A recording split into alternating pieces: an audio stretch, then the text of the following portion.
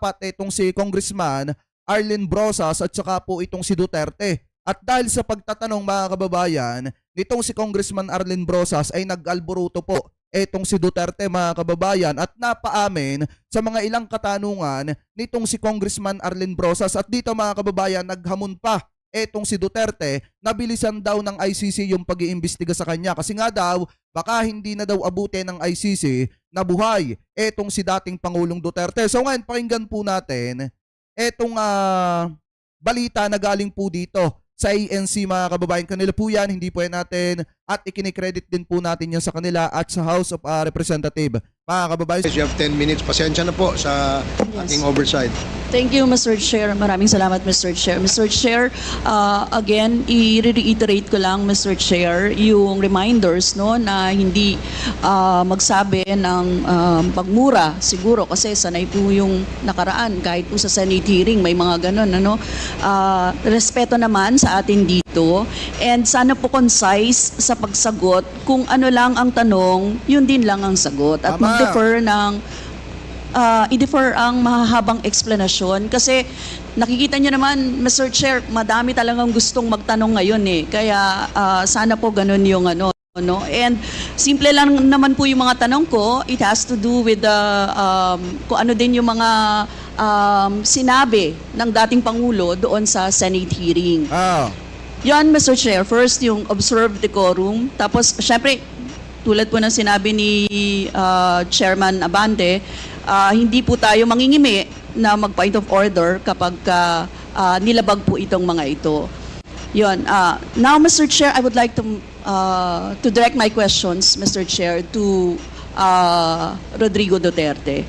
Mr. Chair, noong October 28, sinabi ni dating Pangulong Duterte, under oath, sa harap ng Senado, and I quote, I and I alone take full legal responsibility sa lahat na nagawa ng mga pulis. Pursuant to my order, ako ang managot. At ako ang makulong, wag yung pulis na sumunod sa order ko. Eto, tandaan nyo tong tanong na tumamaya mga kababayan kasi yung sagot ni Duterte dito napakaganda. At mamaya may iba yan kapag ka ibang congressman naman yung nagtanong. So makikita ninyo kung paano bumale-balentong yung isip ni Duterte dito mga kababayan. Anyway, pagpatuloy pa natin.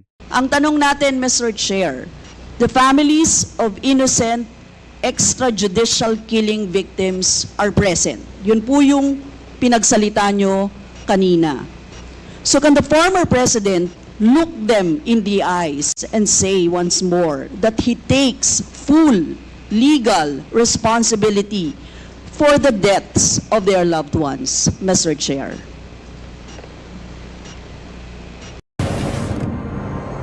Wait lang, shoutout po sa lahat ng mga naandi dito. Thank you po sa lahat ng nakasubaybay.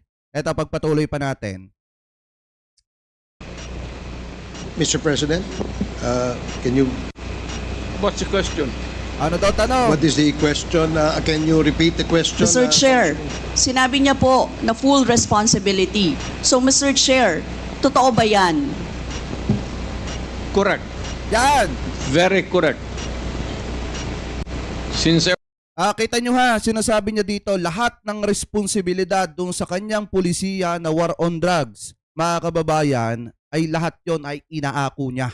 Ibig sabihin mga kababayan, yung lahat ng mga pagkakamali nung kanyang pulisiya, lahat po yon inaako niya. Ayon sa kanya. Ano po ngayon, ipagpatuloy pa natin. I was a president and there was this until now serious problem about drugs. I had to issue or make a policy statement about drugs. At all that happened, yung nangyari pursuant to my order to stop the drug problem in this country, akin yun. Akin yun. Ayan! Ako ang nagbigay ng order kasi ginawa nila illegal or legal, akin yun. Ayan! Thank you, Mr. Chair. Ayan! O diba napakaliwanag mga kababayan? O sabi niya dito, kahit ginawa nung, 'di ba, naglabas siya ng pulisiya na war on drugs, mga kababayan. Siya yung masasabi na talagang pinagmulan nung pulisiyang yon. Kanya yon. Ibig sabihin, mga kababayan, yung pagkakasabi niya dito, masama man or mabuti, yung ginawa ng ating mga law enforcer nung panahon na yon, mga kababayan, yun po ay inaako niya. Ayon po sa kanya, mga kababayan, kasi nga, pulisiya niya yon. Kaya kahit magkamali yung ating mga kapulisan, kahit makagawa ng mali yung ating mga kapulisan, mga kababayan, or maganda, lahat ng yon ay inaako niya. Yan po ay mismong nanggaling sa bibig ng dating presidente na si Digong. Ano po ngayon, ipagpatuloy pa natin. I take full responsibility for it. Thank you, Ayan. Mr. Chair. Yun po yung tanong ko. Yung families of innocent extrajudicial killings, kayo din. File the case in court. Mr. Walang Chair. problema. Nandiyan ang korte. Yes, Mr. Chair. Second question ko. Responsable kayo kasi polisiya nyo yon. Kumbaga, tatak Duterte. Dahil polisiya nyo rin yan, tama ba? Sa Davao. Nung nasa Davao pa kayo. Yan. Tama ba? Natawagin po itong Davao. Tingnan nyo, mga kababayan, mag-aalboroto dito si Duterte kasi nga naman, eto lang kasi yung sagot dito, yes or no lang. Kung talagang ganon yung naging pulisiya niya. Kung hindi naman yun yung pulisiya niya, yung katulad ng pamamalakad niya sa Davao, na ginawa niya sa buong Pilipinas, kung wala namang katotohanan yun, pwede niyang isagot na no. Mga kababayan, wala nang mahabang paliwanag pa. Pero kung yan ay may katotohanan, pwedeng yes. At kung hindi naman siya sigurado, talagang mag-aalboroto talaga siya, mga kababayan. Ano po ngayon, ipagpatuloy pa natin. Davao model or Davao style, Mr. Chair? I cannot control the semantics. Mr. Chair, yes or no?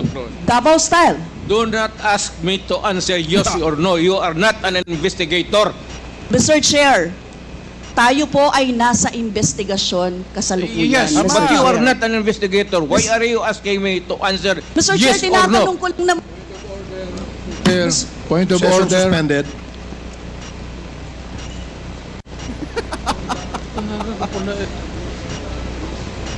Point of order, Mr. Chair. Ano ka, pulis? All right, you're currently watching Nag-alboroto si Digong, mga kababayan. Kasi nga naman, bakit ba naman kasi itinatanong pa yung about sa pamamalakad niya sa Davao, yung Davao model na tinutukoy, mga kababayan. Kasi pagka tinanong nga naman yan, mga kababayan, syempre papasok dyan yung isiniwalat ni Garma patungkol po dito sa utos sa kanya ni Duterte. Tapos ang pinakamatindi pa dyan, mga kababayan, ang dapat lang na isagot ni Duterte ay yes or no.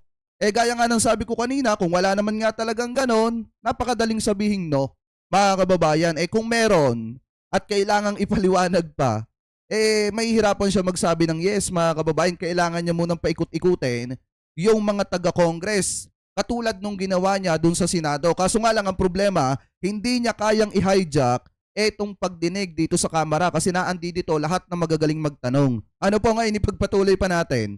the House Quad Committee hearing on the drug war that happened during the Duterte administration's term. I'm Carmina Constantino and your Akala niya kasi, mga kababayan, dito, ito yung nakikita ko ha, akala niya kaya niyang darag-daragin, takot-takutin etong mga nagtatanong sa Kamara. Kaso nga lang ang problema, mga kababayan, etong Kamara ay hindi naman katulad dito ng Senado. Na yung mga naando dun sa Senado na nag-iimbestiga, mga kasamahan ni Digong yung marami, mga kababayan, na ipinagtatanggol pa siya doon. Dito, wala makakapagtanggol sa kanya dyan. Kailangan niyang sagutin lahat ng mga itinatanong sa kanya nang hindi siya nagmumura.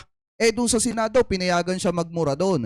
Pero dito, mga kababayan, sa Kamara, una pa lamang ay binalaan na siya na bawal gumamit ng hindi magagandang salita. Ano po kaya hindi siya makapagmura at hindi niya masubukan na ma-hijack etong pagdinig ng Kamara. Ngayon, ipagpatuloy pa natin. We're watching our special live coverage of the Quad Committee hearing. We just saw Representative Arlene Brosas there questioning former President Rodrigo Duterte. The questioning became heated, and that's why there was a point of order called and an eventual suspension of the hearing. But now I think the hearing has resumed, so we go back to the House of Representatives. Tinatanong ko lang po kung yes or no, Davao style ba, yung inyong modelo. Mr. Chair, ayaw niya sagutin. Ah, So, Mr. Chair, hindi ko maintindihan yon. kasi mga kababayan, pag sinagot niya yun, kasi papasok dyan yung yung about sa isiniwalat talaga ni Garma. Mas lalo siyang maiipit dyan. Kasi unang-una, itinatanggi nga nila sa kamera yung pagkakakilanlan or yung pagiging malapit ni Duterte at saka nitong si Garma. Kung sasagutin ni Duterte yung about sa Davao model, mga kababayan, papasok dyan ngayon yung tanong na kung may katotohanan ba yung sinasabi ni Garma at pagsisiwalat ni Garma patungkol dun sa iniutos sa kanya nitong si Duterte. Ano po kaya hindi masagot siguro nitong si Digong? So ngayon, ipagpatuloy pa natin. I'm What is sorry, your personality, Your Honor?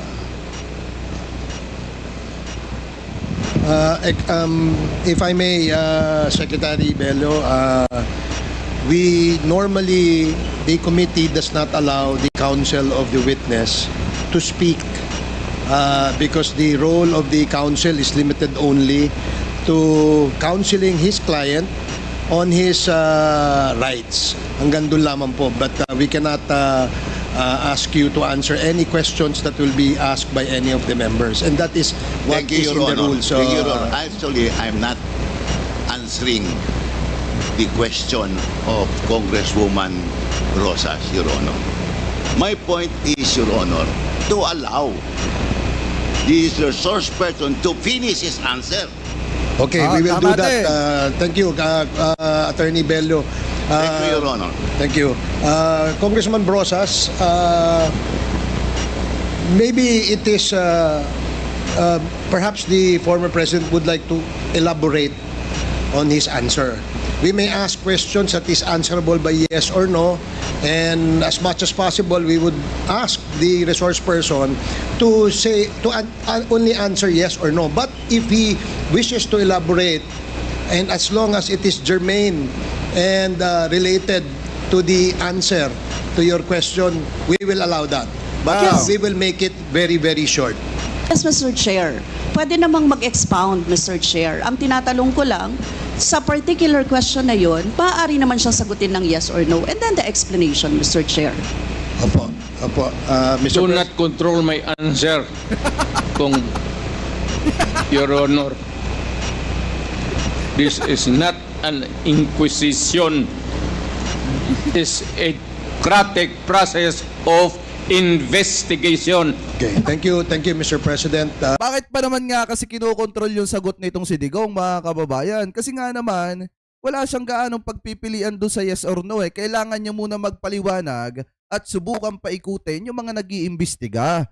Kaso nga lang, naunahan siya ni Congressman Brosas na dapat yes or no lang yung isasagot. Napakadaling sabihin, mga kababayan, kung wala talagang Davao model or kung wala talaga siyang pinaggayahan nung kanyang drug war sa buong Pilipinas, napakadaling sabihin hindi. No, mga kababayan. Kaso nga lang ang problema, kung totoo yan, tapos sasagot siya ng yes, maiipasok dyan yung about kay Garma, sa isiniwalat ni Garma. Kaya kailangan niya mag-init-initan ng ulo, mga kababayan, para magkaroon pansamantala ng break, para mag-cool down etong tensyon, mga kababayan, sa pagitan ni Brosas at saka ni Digong. Ano po ngayon, ipagpatuloy pa natin.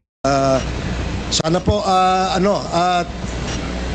if there are questions that will be propounded by the members, hopefully, medyo, kung gusto po natin mag-elaborate, we will allow that, provided that kung maaari po sanang iksian lamang po natin nang sa ganun, malinaw. And for the members who wish to ask questions that are answerable by yes or no, please make the questions very clear para ho masagot po ng yes or no, Your Honors. So I hope para ho maayos yung ating patakbo ng ating hearing sa ngayon. So please proceed, Congresswoman Brosas.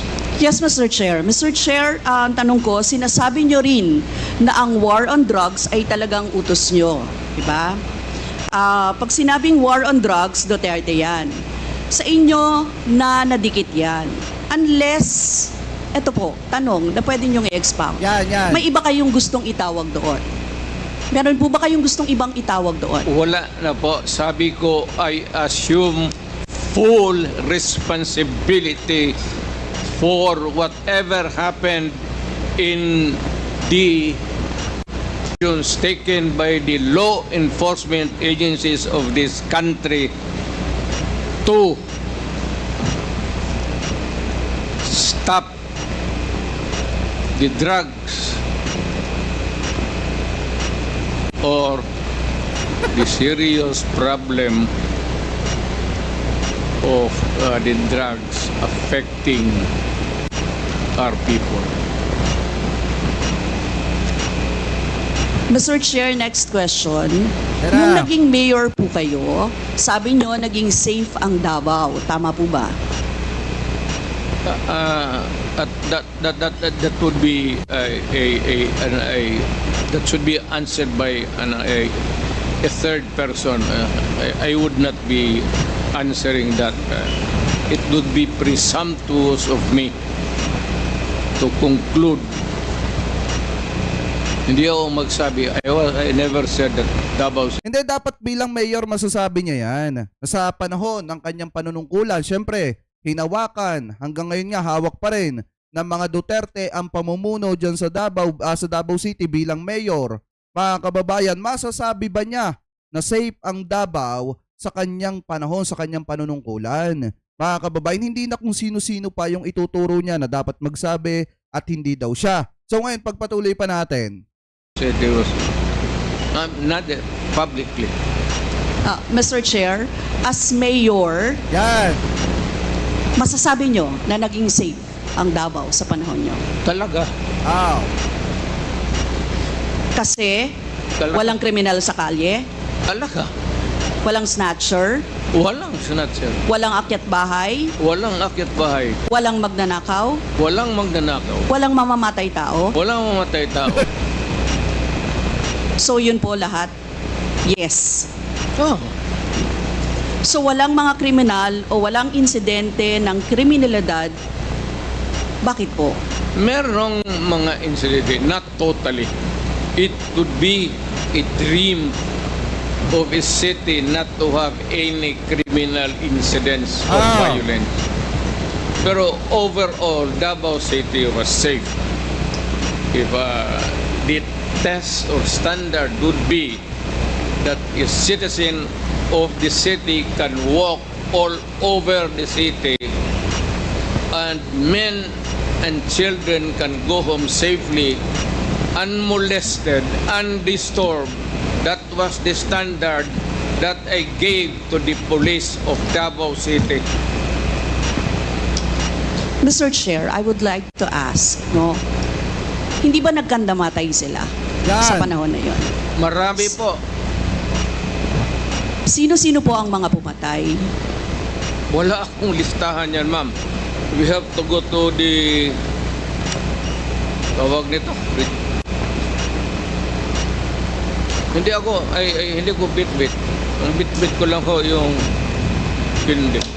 Mr. Chair, I would like to ask again, no? Sa inyo po na karanasan, kayo mismo ba pumatay? Yan. Ako? Marami. Mga 6 o 7. So Ewan what- ko kung natuluyan yung hindi ko na follow up sa ospital kung natuluyan. Note ko lang, ipaalala ko ulit, Mr. Chair, kasi mula din ito sa Senate hearings, ano? O yan, inaamin niya yung mga pagpatay niya, mga kababayan. Kaya dapat talaga yung DOJ umaaksyon na, tapos yung ICC binibilisan na yung pag-iimbestiga. Kasi ito, lantaran niya ng inaamin yung kanyang mga pagpatay, mga kababayan. Ano po ngayon, ipagpatuloy pa natin. I-quote ko lang po kayo, in Davao, I used to do it personally. Just Yan. to show to the guys that if I can do it, why can't you? Correct. Sinabi niyo po yan sa mga business leaders sa meeting sa Manila. At kung paano niyo ginode ang mga police officers to gun down suspects. Tama po ba? Yes, if they present a violent resistance. That's the only thing there. You can kill the criminal if you are personally in danger of losing your life too.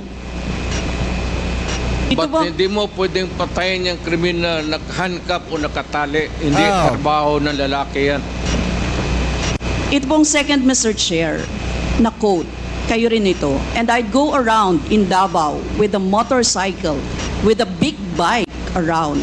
And I would just patrol the streets looking for trouble also. Manila Times po ito. I was really looking for a confrontation so I could kill. Sinabi niyo po ito. Yes. Nagdadasal po ako na nagmumotor ako na may mag-hold upper dyan. At kung maabot na kita, talagang patayin kita.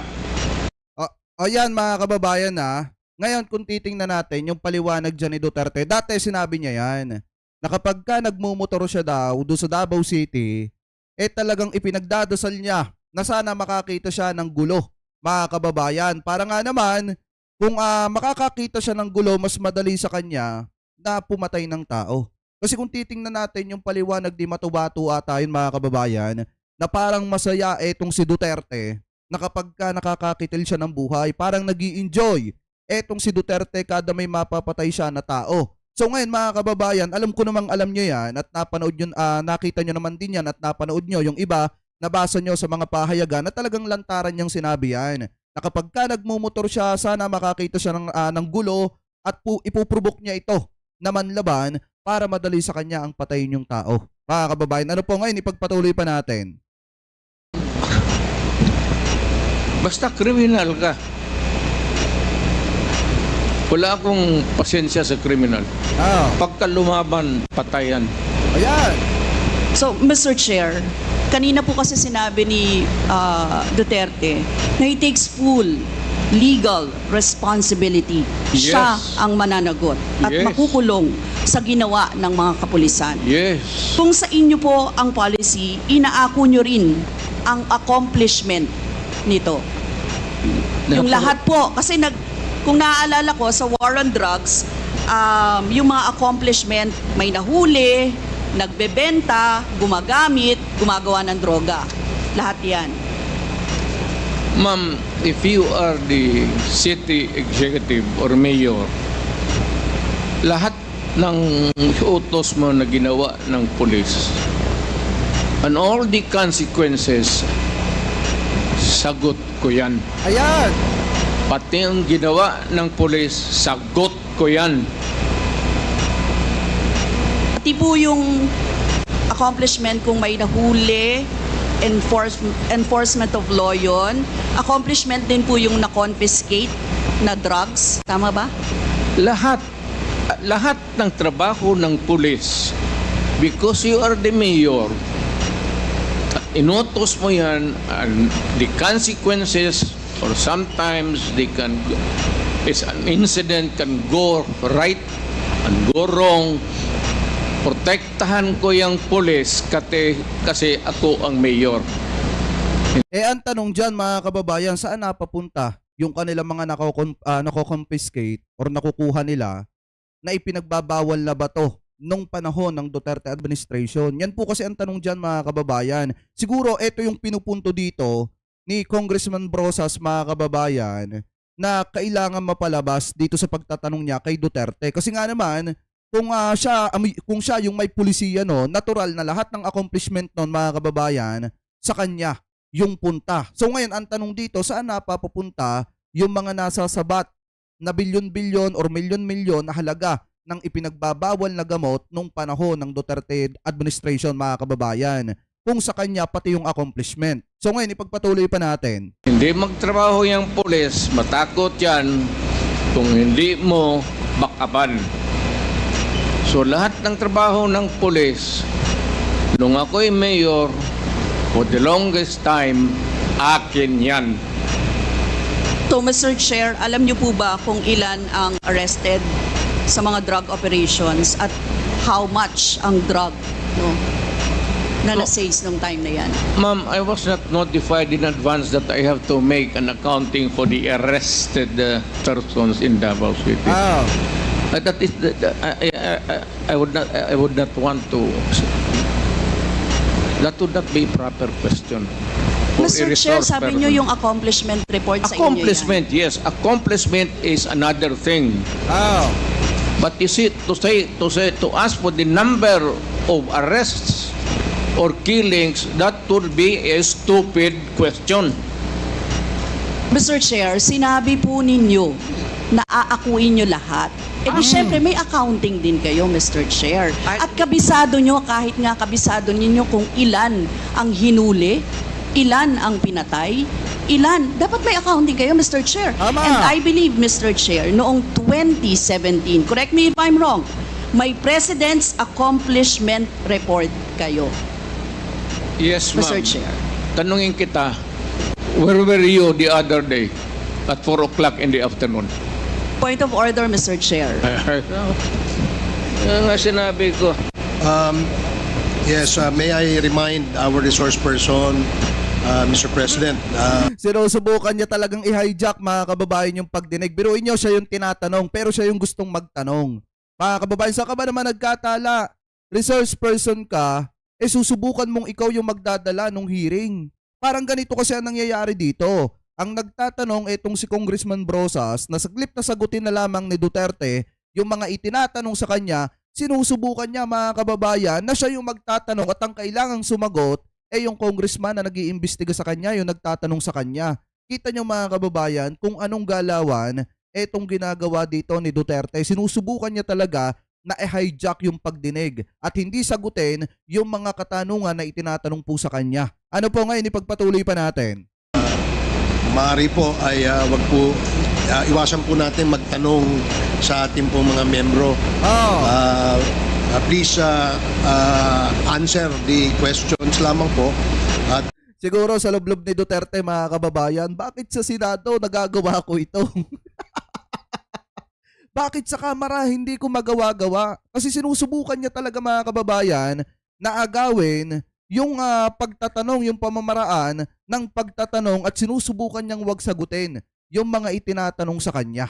Kasi nga naman, mga kababayan, dapat meron silang meron man lang silang accounting nung panahon na yon. Kasi unang-una, imposible naman, mga kababayan, na kumukuha si Duterte ng accomplishment pero wala man lang siyang accounting na sumusuri noon, mga kababayan, or namamahala nung sinasabing mga accomplishment na yon. So ngayon, ito yung tanong natin dito Kung hindi magawa ni Duterte, mga kababayan, kung nagagawa pala ni Duterte sa Senado yon, dito, mga kababayan, mahihirapan siya na agawin yung pagdinig sa Kamara. Kasi eto, mga kababayan, magagaling yung mga kongresista na nagtatanong sa kanya. Ngayon, ipagpatuloy pa natin.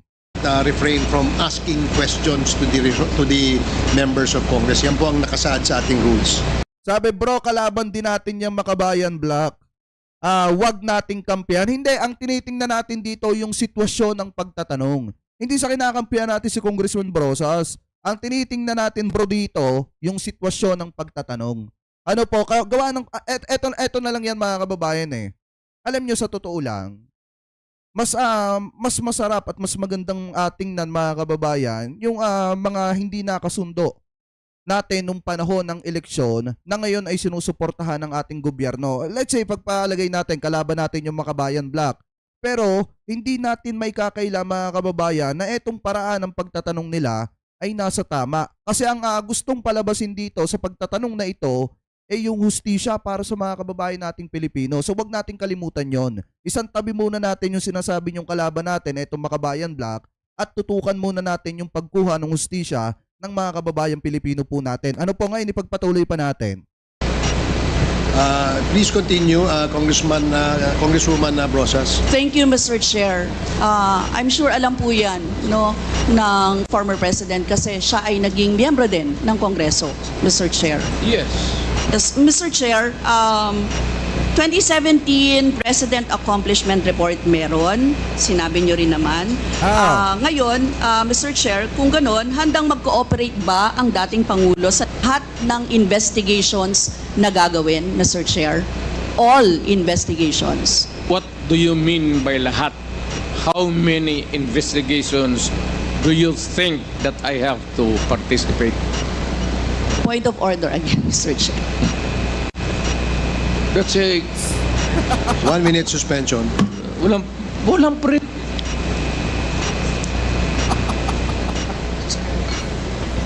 Pambihira mga kababayan, siya ang tinatanong pero siya ang nagtatanong. Anyway, pagpatuloy pa natin. By Congressman Barbers, the head of the Quadcom committee, as the questioning of Representative Arlene Brosas again hit a nerve with the former President Rodrigo Duterte. Siya ang tinatanong pero siya ang nagtatanong. Saan ba naman kayo nagkatala mga kababayan? Iisang-iisa nga ang ugali ni Sara Duterte at saka nitong si Digong pagdating po sa pag-attend dito sa Kamara mga kababayan. Biruin mo, ikaw ang tinatanong pero ikaw ang magtatanong. Di ba mga kababayan? Nakala ko ba galing ng Congress etong si Duterte bago naging mayor at naging presidente mga kababayan, hindi dapat alam niya yung ganong klase ng protocol dito po sa Kamara. Parang hindi ata nang galing mga kababayan ng Kamara etong si Duterte. Parang hindi naging congressman mga kababayan. Ano po, at hindi alam yung protocol dito sa Kamara. Anyway, pagpatuloy pa natin. Their hearing is now resumed. Let's go back. Our resource person as well as our members that please refrain for the resource person refrain from asking questions to the members. Please limit your reply to the questions being asked. At sa atin naman po mga members, please go straight to the point. Ask the resource person the question that you wish to be answered. Direkta, para ho hindi tayo magtagal. Mr. Chair, Yes, you have, Congresswoman Brosas, you have 4 more minutes. Mr. Chair, may I interrupt? I am asking the... Is this related, Mr. President? to Yes, the it is question? related. I am asking yung tatanong to lay the predicate first Okay, before, sige po. para hindi tayo mawala. Sige po. Congresswoman Brosas, I hope you can consider the opinion of the resource person by laying the predicate before you ask the question directly to the former president. Yes, Mr. Chair. Mr. Chair, siguro tatanong ko na lang diretso, Mr. Chair. Yung former president ba ay willing na mag-cooperate sa investigation sa ICC? Kaugnay Yan. dito. ICC, ma'am. I'm asking the ICC to hurry up, and if possible they can come here and start the investigation tomorrow. This issue has been left hanging for so many years. Matagal, ma'am, baka mamatay na ako, hindi na nila ako maimbestiga. ICC, may panawagan sa inyo si dating Pangulong Duterte. Etong si Digong mga kababayan, na sana daw naman bilisan na daw ng ICC etong ginagawa nilang pag-iimbestiga. Dapat daw kasi mga kababayan, kung maaari bukas na. Kasi nga naman, baka hindi na daw siya abutin ng ICC. So kung meron man nakikinig sa atin na taga-ICC or di kaya naman, since naman andi dito sa hearing na ito si Attorney Conti, dapat ipaalam niya sa ICC na bilisan na yung ginagawang pag-iimbestiga, ilabas na agad yung arrest warrant mga kababayan laban dito kina Duterte, kina Bongo, kina Bato de la Rosa para maimbestigahan na po agad ito sa lalo't madaling panahon. Kasi biruin nyo, kayo na mismo ang hinahamo ni Duterte na kailangan yung magmadali. Kung maaari nga, kung pwede daw, bukas na. Mga kababayan, simulan ng ICC ang pag-iimbestiga sa kanila. Ayan o, mismong si Duterte na ang humahamon sa ICC. So ngayon, ipagpatuloy pa natin. So I'm asking the ICC through you na magpunta na sila dito bukas, umpisahan na nilang investigation. And if I am found guilty, I will go to prison and Ayan. rot there for all time. Mr. Chair, balikan ko lang yung isa ko pang tanong, Mr. Chair. Ito sa Senate hearing dito, Mr. Chair. Sinabi ni former President Duterte, encourage the criminals to fight. Encourage them to draw their guns. Shoutout sa lahat Shoutout po sa 600 na nakatutok. Ayan. Anyway, pagpatuloy pa natin. End of quote. And the only way na hindi kayo makulong and to justify the killing is bigyan mo talaga ng panahon na lumaban. Tama po ba? Yan ang Yan. sinabi ninyo. Yes, because that would be justified kung lumaban. Yan, kasunod pa lang po yung Ang question ko. utos ko- Ang question ko po ay bakit nyo ini-encourage yung kriminal na lumaban? para medyo maminus-minus ang problema sa syudad ko. Nako!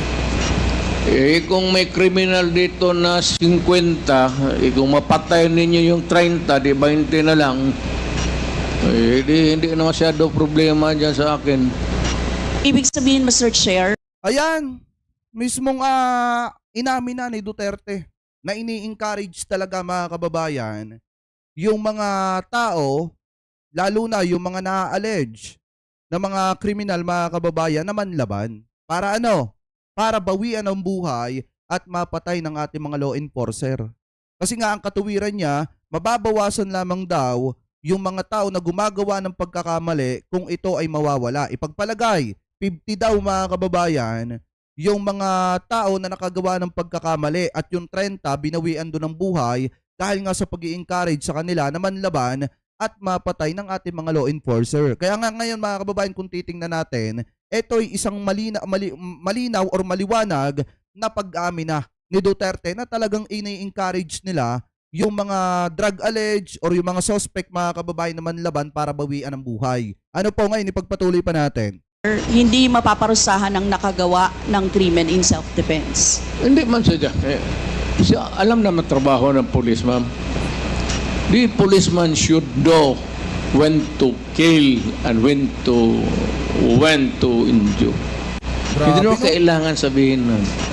May elements naman ng self-defense. Alam niyo yun, Mr. Chair. Not self-defense, man. Performance of duty. Performance of duty, but elements of Connected with self-defense. that performance of duty is self-defense. So, Mr. Grabe, no? Chair, ano yun? Ang what? Elements of self-defense, Mr. Chair. Self-defense is when you defend yourself to avoid injury, serious, or you die. That is applicable also to a policeman who is performing his duty, because the policeman has to confront, ang civilian has to iwasan. But a policeman, a law officer, if you are a law officer, you have to confront the criminal. Ang sanabi ko sa kanila, huwag kang pumunta dito sa akin pisina na may sugat ka, sipain kita. Patayin mo. Bakit ikaw ang may sugat? Wala ako. Ano daw? Ulitin nga natin ng konti. Ano daw yung sabi niya? Ano ba yung criminal o police? Has to iwasan. But a policeman, a law officer, if you are a law officer, you have to confront the criminal. Ang sanabi ko sa kanila, huwag kang pumunta dito sa akin pisina na may sugat ka, sipain kita. Yun yung sabi niya sa ating mga law enforcer na may halimbawa yung ating mga law enforcer may naka-enkwentro mga kababayan. So bawal yun pumunta kay Duterte ng sugatan. Kailangan mga kababayan, kung lalapit yung mga law enforcer na napag-utusan ni Duterte or gumanap sa kanilang trabaho mga kababayan, kailangan kung babalik, walang sugat at kung maaari yung kriminal ang binawian ng buhay. Parang ganun kasi yung sinasabi dito ni Duterte. Kaya lahat ng ating mga law enforcer or di kaya naman yung mga law enforcer natin mga kababayan na under nitong si Duterte nung siya ay mayor pa, kailangan sila yung makakitil ng buhay at hindi sila yung masugatan. Parang ganun yung sinasabi dito nitong si Digong. Ano po kaya nga ang utos niya? I-provoke mga kababayan yung mga suspect para manlaban at bawian ng buhay. Ano po ngayon? Ipagpatuloy pa natin.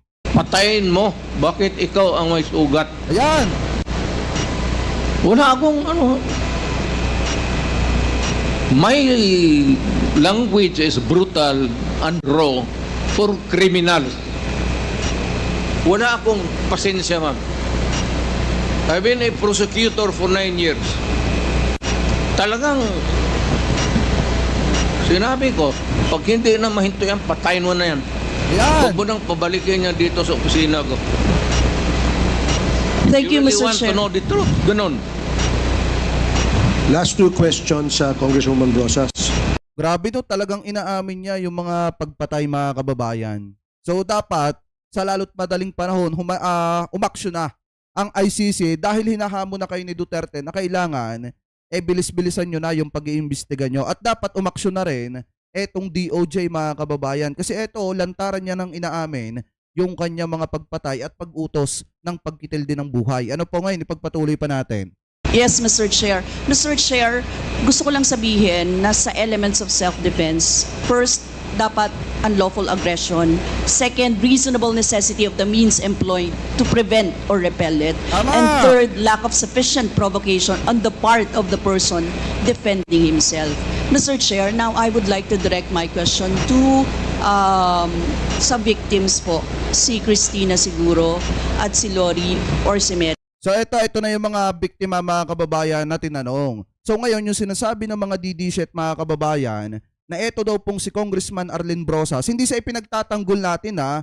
Diba ang sabi ng mga DDSHET sunog daw dito sa hearing na ito, etong si Congressman Arlene Brosas. Pero hindi, mga kababayan, alam nyo kung sino yung sunog dito? Si Duterte kasi nga may mga naamin siya, mga kababayan, na lalong magpapatibay ng ginagawang investigasyon nitong ICC at naamin ni Duterte ng paulit-ulit dito yung lantarang mga kababayan, lantarang pagkitil niya ng buhay. At hindi lang yon, yung pag-ikot niya sa Davao City para makakita or naghahanap siya, nagdadasal siya na sana makakita siya ng mga nag-aaway mga kababayan para madali sa kanya ang kumitil ng buhay. At ang isa pa dito mga kababayan, talagang kitang-kita nyo naman at pakinig nyo naman na talagang kinukuha niya yung responsibilidad ng mga nagawa ng ating mga law enforcer nung panahon na siya pa ang nasa termino niya bilang presidente. Ano po, kahit na daw masama or mabuti yung ginawa ng mga kapulisan, inaako niya yon.